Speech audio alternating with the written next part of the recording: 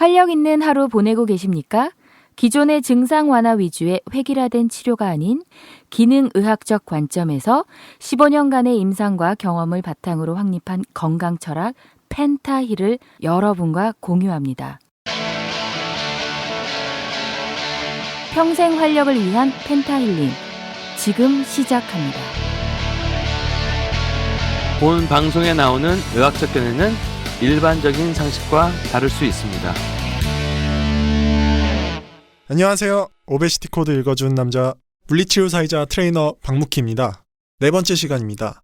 저번 시간에 이어 칼로리에 대해서 이어서 얘기해 보겠습니다. 오베시티 코드 파트 2 더 칼로리 딥셉션. 칼로리 감소, 극단적인 실험들, 예상하지 못한 결과들.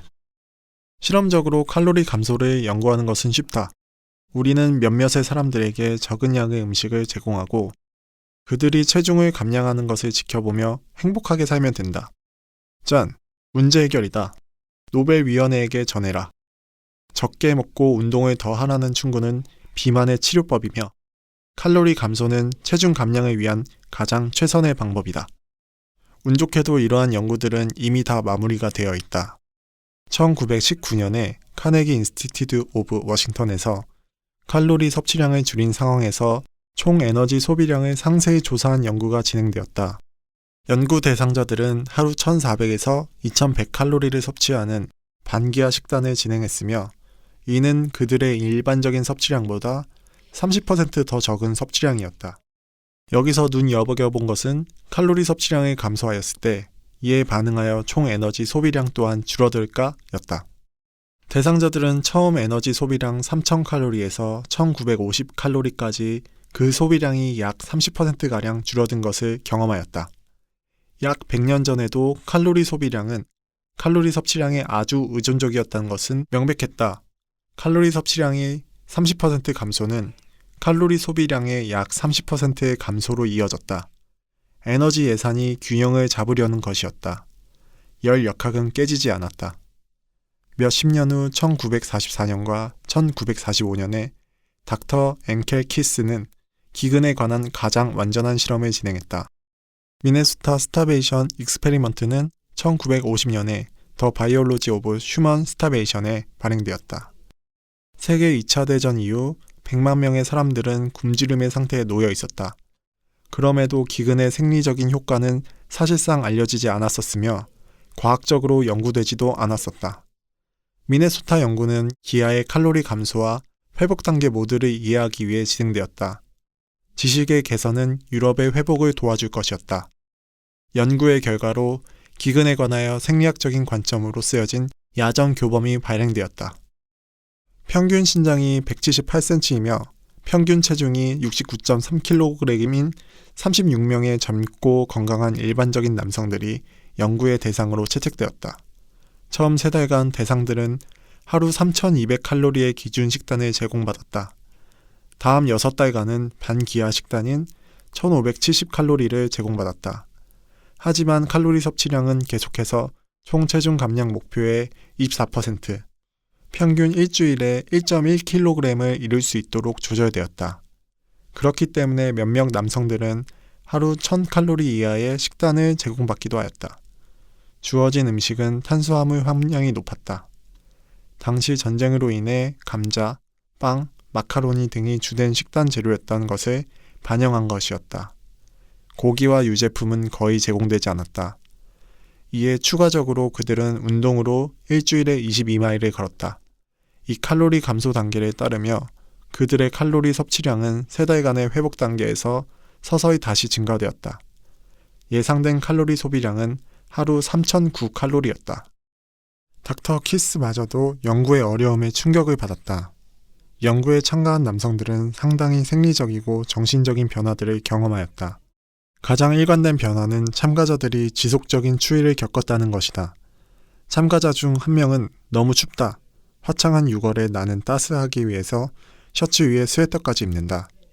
밤에 실험에 참가하지 않아서 잘 먹는 나의 룸메이트는 이불을 덮지 않고 잠을 자지만 나는 이불을 2개나 겹쳐서 덮고 잔다.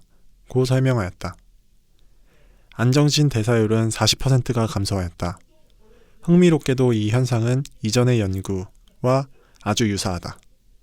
대상의 힘에 대한 측정은 21%의 감소를 보였다. 심박동수는 느려졌다. 평균 1분당 55번에서 35번으로 감소하였다. 박출량은 20%가 감소하였다. 체온은 평균 35.4도로 떨어졌다. 지구력은 반으로 줄었다. 혈압은 하락했다. 남성들은 아주 피곤해하고 어지러워했다. 그들은 탈모가 진행되었고 손톱은 약해졌다. 정신적으로도 아주 파괴적인 효과들이 나타났다. 대상자들이 음식 위에 다른 것에 관한 흥미를 아주 잃어버렸다. 어떤 사람들은 요리책들이나 요리 도구들을 사재기를 하기도 하였다. 그들은 항상 배고픔을 느꼈다. 어떤 이들은 집중에 어려움을 겪었고 그중 몇 명은 대학 공부를 쉬기도 하였다. 신경증적인 행동을 보이기도 했다. 여기 무슨 일이 일어나고 있는지 제대로 생각해보자. 연구 이전에 연구 대상자들은 하루 3,000칼로리를 섭취하고 소비하였다. 갑자기 그들의 칼로리 섭취량은 하루 약 1,500칼로리로 제한되었다.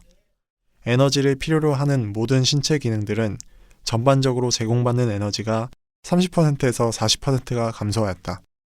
이것은 완전한 재앙을 가져왔다. 칼로리는 신체에 열을 공급하기 위해서 필요하다.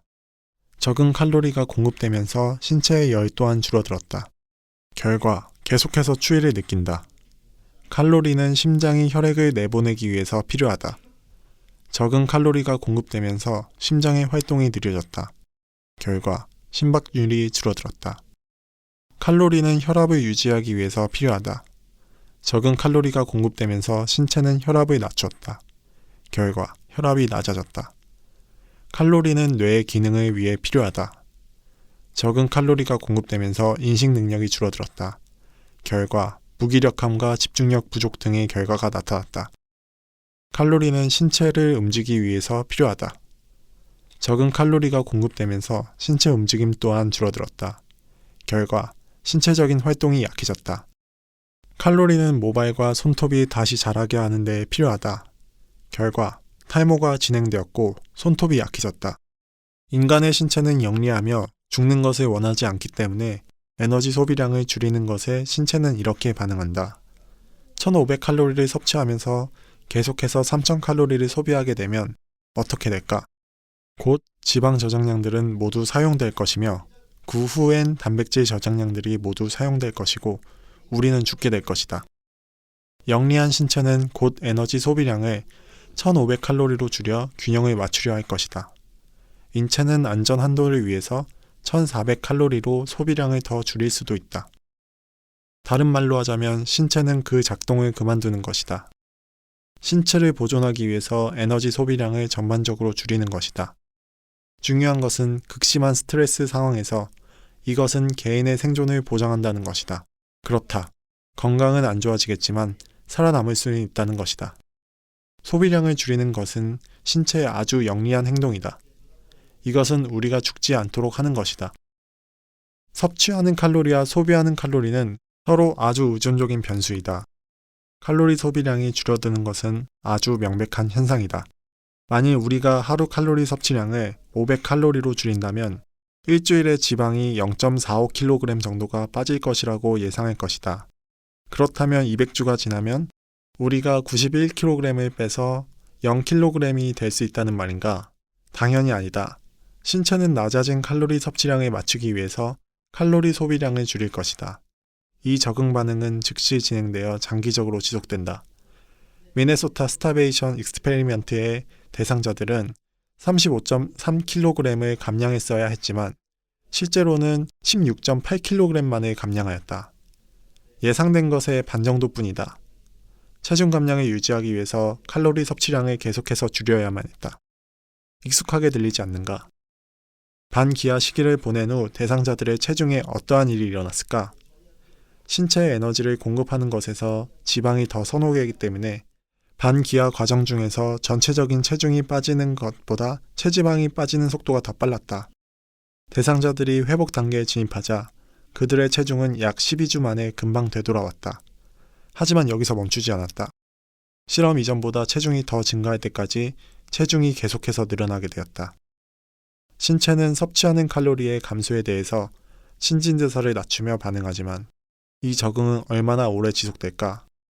충분한 시간이 주어졌을 때 칼로리 감소량이 유지된다면 신체는 에너지 소비량을 다시 이전처럼 높일까? 간단한 답은 아니다이다. 2008년의 연구에서 대상자들은 처음에 10% 체지방을 감량하였으며 총 에너지 소비량은 예상했듯이 줄어들었다. 하지만 이 상황은 얼마나 지속되었을까? 전체 연구 동안 계속해서 지속되었다. 1년 동안이다. 1년 이후 새로운 감량된 체중일 때에도 대상자들의 총 에너지 소비량은 여전히 하루 500칼로리 정도 줄어들었다. 칼로리 감량에 반응하여 신진대사율은 거의 즉시 감소하게 되며 이 감소는 무기한으로 지속된다. 칼로리 감소 식단에 있어서 이 연구 결과들의 적용성은 명백하다. 식단 변화 이전에 여성이 하루에 2000칼로리를 섭취하고 사용한다고 생각해보자. 의사의 충고에 따라서 그녀는 저지방 식단을 따르며 칼로리 섭취량을 하루에 500칼로리 줄이게 되었다고 하자. 빠르게 그녀는 총 에너지 소비량 또한 하루 500칼로리가량 또는 그 이상 줄어들 것이다. 그녀는 피곤하고 힘들고 춥지만 상황이 더 나아지겠지 생각하며 계속해서 식단을 지켜나갈 것이다.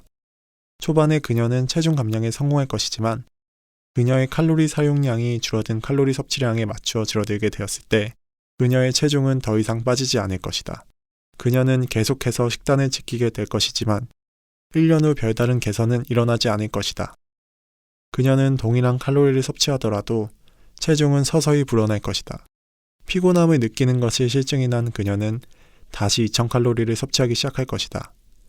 그녀의 신진대사는 1500칼로리 사용하는 것에 적응이 되어 있기 때문에 그녀의 체중은 지방으로 다시 축적이 될 것이다.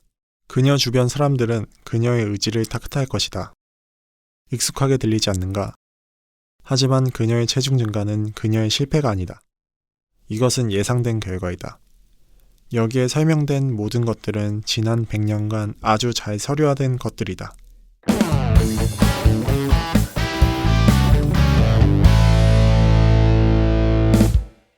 잘못된 추정. 마지막으로 다시 비유를 들어보자. 우리는 석탄 연소 동력 장치를 관리한다고 생각해보자. 매일 에너지를 만들어내기 위해서 우리는 2000톤의 석탄을 받고 연소시킨다고 생각해보자. 우리는 혹시 모를 사태를 대비해서 창고에도 연소를 조금 보관해 둘 것이다. 갑자기 1500톤만의 석탄을 받게 되었다고 생각해보자. 우리는 이전과 동일하게 매일 2000톤의 석탄을 태워야 할까? 우리는 창고에 저장된 연료를 모두 사용해 버릴 것이고 공장은 문을 닫게 될 것이다. 전체 도시에는 정전이 발생할 것이다. 상사는 우리의 멍청함을 꾸짖으며 우리는 바로 해고돼 버릴 것이다. 불행히도 상사의 말이 맞다. 실제로 우리는 이 상황만을 다른 방법으로 해결할 것이다. 1500톤의 석탄만을 받게 되었을 때 우리는 1500톤만의 석탄을 사용할 것이다. 사실 우리는 오직 1400톤만을 사용할 것이다. 혹시 배송에서 더 적은 석탄이 배송될 것을 예상하고 말이다.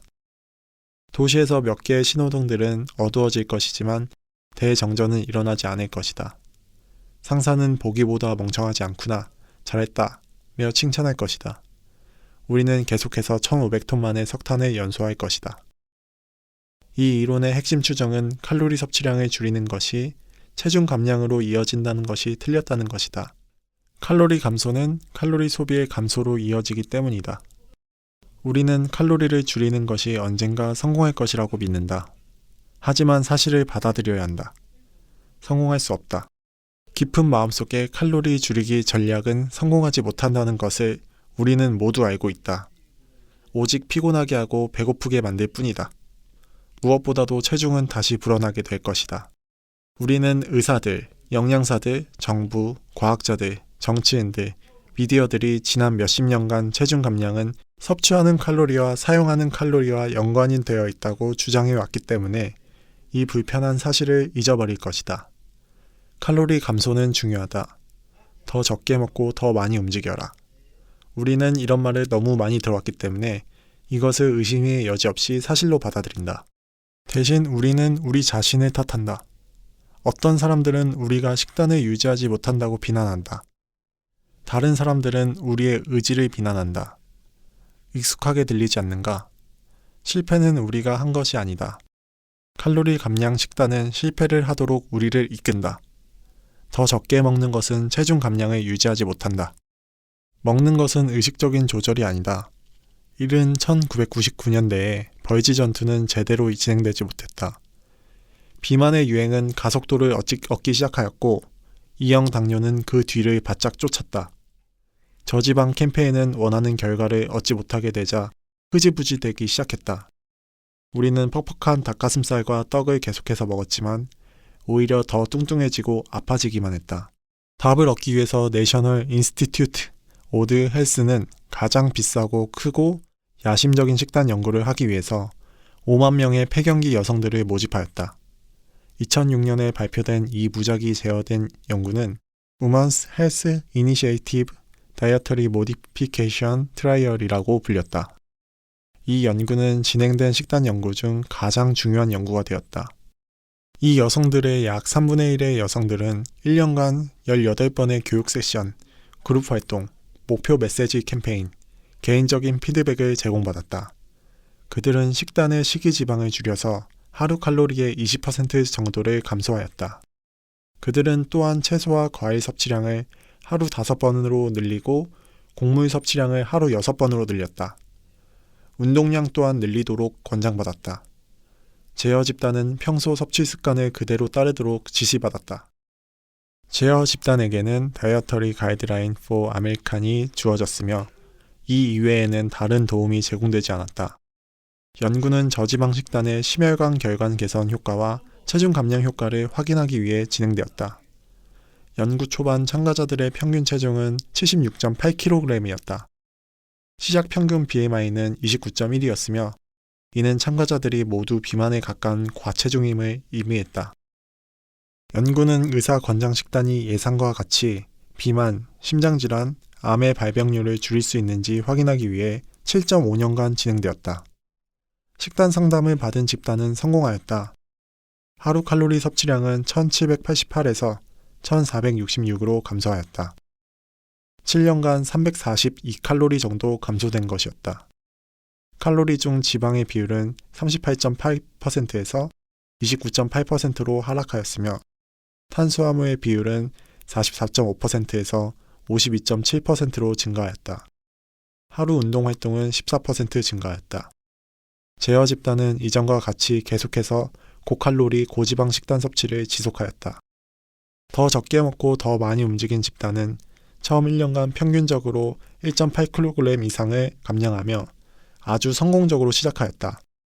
2년째엔 체중은 다시 증가되기 시작했으며 연구가 끝날 무렵 두 집단 간에는 별다른 차이점이 존재하지 않았다. 이 여성들은 지방을 근육으로 대체한 것이 아닐까? 불행히도 평균 복부 둘레는 0.6cm가 증가하였으며 평균 복부 둔부 비율은 0.82에서 0.83으로 증가하였다. 대상자들은 실험에 참가하기 이전보다 더 뚱뚱해졌다는 이야기이다. 7.5년간의 적게 먹고 더 많이 움직이기 전략은 1kg에도 미치지 못했다. 이 연구는 실패한 실험의 일부일 뿐이다. 체중 감량을 위한 칼로리 줄이기 전략은 반복적으로 실망감을 안겨주었다.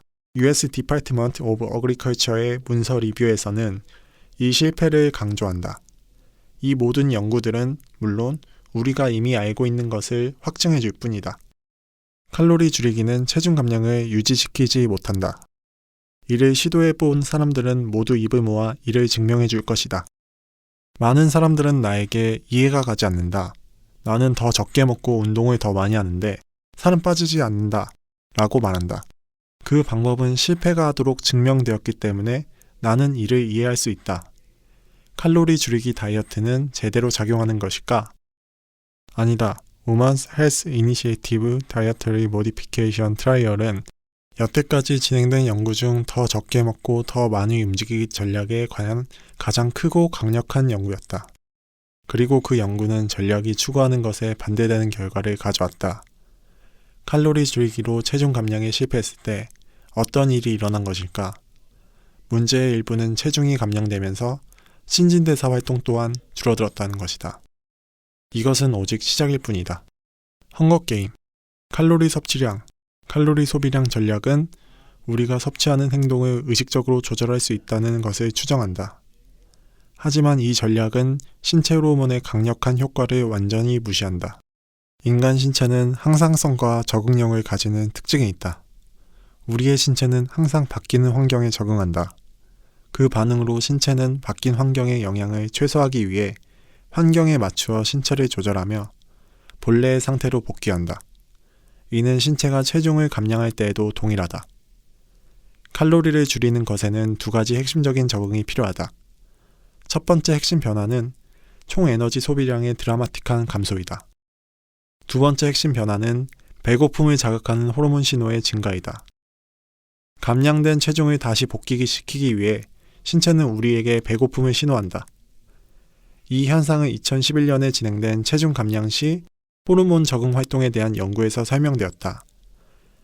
연구 대상자들은 하루 500칼로리 정도 식단이 제공되었으며 이것은 평균 13.5kg의 체중 감량을 유발하였다. 또한 대상자들에게는 체중 유지를 위해 혈당 지수가 낮고 저지방 식단이 제공되었으며 하루 30분 운동을 하도록 권장받았다. 그들의 좋은 의도에도 불구하고 체중의 반이 다시 증가하게 되었다. 다양한 호르몬 수치들, 그렐린은 분석되었다.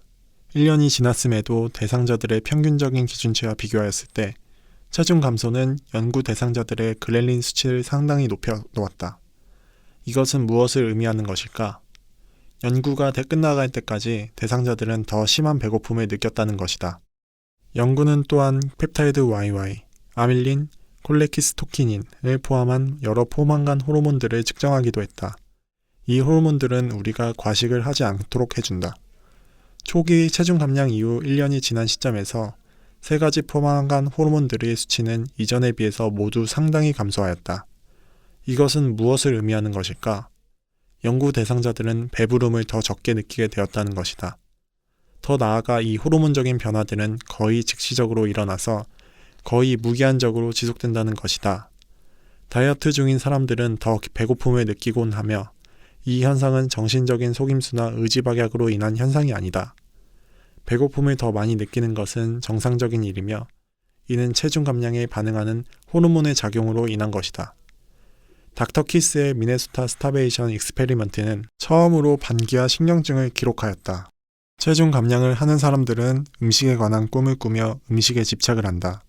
그들은 항상 음식 생각밖에 안 하며 다른 것에 대한 흥미는 모두 사라져버린다. 실제로 이것은 호르몬에 의해 유도되는 현상이며 정상적인 현상이다. 신체는 배고픔 신호와 포만감 신호를 통해서 우리에게 음식을 요구한다. 체중을 감량하는 것은 두 가지 중요한 반응을 유발한다. 첫째로 에너지를 보존하기 위해서 총 에너지 소비량이 즉시 무기한적으로 감소된다. 둘째로 음식을 얻기 위해서 호르몬적인 배고픔 신호는 즉시 무기한적으로 확대된다. 체중 감량은 배고픔을 증대시키고 신진대사 활동을 줄인다. 이 생존 전략은 하나의 목적을 가진다. 체중 되찾기. 기능적인 자기 공명 화상법 연구들은 음식 자극의 인지와 감정을 담당하는 뇌의 부분이 빛나는 것을 보여준다. 제어를 담당하는 전두엽 피질의 영역들의 활동은 줄어드는 것으로 나타났다. 다른 말로 하자면 체중 감량을 한 사람들은 음식 섭취를 참기 더 어려워한다는 것이다. 이것은 의지박약과는 상관이 없는 것이다. 이는 정상적인 호르몬 작용에 의한 것이다. 우리는 배고프고 춥고 피곤하고 우울감을 느낀다. 이는 칼로리 제한으로 인해 발생하는 생리적인 효과들이다. 신진대사 활동의 감소와 배고픔을 느끼는 정도의 증가는 비만의 원인은 아니다. 결과이다. 체중을 감량하는 것은 신진대사 활동을 줄이며 배고픔의 정도를 늘린다. 그 반대의 경우가 아니다. 우리는 과식을 하는 것에 있어서 개인적인 선택을 내리는 것만이 아니다. 비만에 관한 칼로리 줄이기의 이론의 가장 큰 핵심은 우리는 과식하는 것을 선택하기 때문에 과식을 하는 것이다. 이다. 이것은 사실이 아니다. 우리는 우리가 선택하기 때문에 음식이 너무 맛있기 때문에 지방이나 설탕 때문에 더 먹는 것이 아니다. 우리의 뇌가 더 먹으라고 압박을 하기 때문에 더 먹는 것이다. 적게 먹는 것의 악순환. 그러므로 우리는 적게 먹는 것의 악순환을 가지게 된다. 우리는 적게 먹는 것으로 시작하여 체중 감량을 한다. 그 결과로 우리의 신진대사 활동은 느려지고 배고픔은 증가한다. 체중은 다시 증가되고 우리는 더 적게 먹으려고 노력을 하게 된다. 적은 양의 체중이 감소되겠지만 총 에너지 소비량은 다시 줄어들 것이고 배고픔은 다시 늘어날 것이다. 체중은 다시 증가될 것이고 우리는 더 적게 먹으려고 노력을 할 것이다. 이 악순환은 견디기 어려운 실정까지 계속될 것이다. 우리는 춥고 피곤하고 칼로리에 집착을 하게 될 것이다. 가장 최악인 것은 체중이 항상 다시 불어날 것이라는 사실이다. 어떠한 시점에서 우리는 다시 이전 식단으로 돌아갈 것이다. 신진대사의 활동이 너무 느려졌기 때문에 이전의 식단으로 돌아가는 것은 재빠른 체중 증가로 이어질 것이고 심지어는 이전보다 더 많은 체중을 얻도록 할 수도 있다. 우리는 우리의 호르몬의 영향을 받아 행동을 하는 것이다. 하지만 친구들, 의사들, 가족들은 피해자에게 누명을 씌운다. 우리는 우리 자신을 패배자로 생각할 것이다. 익숙하게 들리지 않는가? 모든 다이어트를 하는 사람들은 이러한 슬픈 체중 감량, 요요 이야기를 공유한다. 악순환은 과학적으로 설명되며 진실은 수많은 다이어터들에게 눈물 흘리게 만들었다. 그럼에도 영양 전문가들은 여전히 칼로리 줄이기 전략이 영구적인 체중 감량을 가져온다고 설교하고 있다. 그들은 어떤 세상에서 사는 것일까? 잔인한 거짓말. 칼로리 줄이기는 씁쓸한 실망을 안겨준다. 그럼에도 모든 전문가들은 여전히 칼로리 감소 전략이 영구적인 체중 감량을 하도록 만들 것이라는 것에 동의한다. 체중 감량에 실패를 하면 그들은 그것은 당신의 잘못입니다. 당신이 욕구를 참지 못한 것입니다. 더 노력을 하지 않은 것입니다. 의지가 부족한 것입니다. 라고 말한다. 그 아무도 인정하고 싶어 하지 않는 사악한 비밀이 한 가지 있다. 저지방 저칼로리 식단은 이미 실패한 것으로 증명되었다는 것이다. 이것은 잔인한 거짓말이다. 더 적게 먹는 것은 체중 감량을 유지시키지 못한다. 너무 많이 사람들이 이것을 믿기 때문에 이는 아주 잔혹하다. 우리의 믿음직스러운 건강 관련 자료들은 이것을 진실이라고 말하기 때문에 잔혹하다. 이에 실패를 했을 때 우리는 우리 자신을 원망하기 때문에 잔혹하다. 간단히 말하겠다. 적게 먹는 것으로는 성공하지 못한다. 이것은 사실이며 사실을 받아들여야 한다. 칼로리 감소의 약학적인 방법은 이 패러다임의 화려한 실패를 강조하기만 한다. 올리스트엣은 식이지방의 흡수를 막도록 설계되었다. 올리스트엣은 저지방 저칼로리 식단과 동일한 것이다. 다양한 부작용들 중에 가장 번거로운 것은 대변 누출이다. 흡수되지 않은 지방들은 자주 누출이 되며 속옷에 묻게 됐다. 체중 감량 포럼들은 주황색 대변 오일에 관한 유용한 조언들을 던지며 끼어들었다. 흰색 바지를 입지 말 것. 단순한 방구라고 생각하지 말 것. 2007년에 알리는 US 컨슈머 그룹 프리스크립션 에세스 리티게이션에서 쓴약상을 받으며 최악의 약으로 선정되었다. 간 중독, 비타민 중독, 담석과 같은 더 심각한 문제점들도 존재하였다. 하지만 올리스트엣은 극복할 수 없는 가장 큰 문제는 그것이 제대로 작용하지 않는다는 것이었다.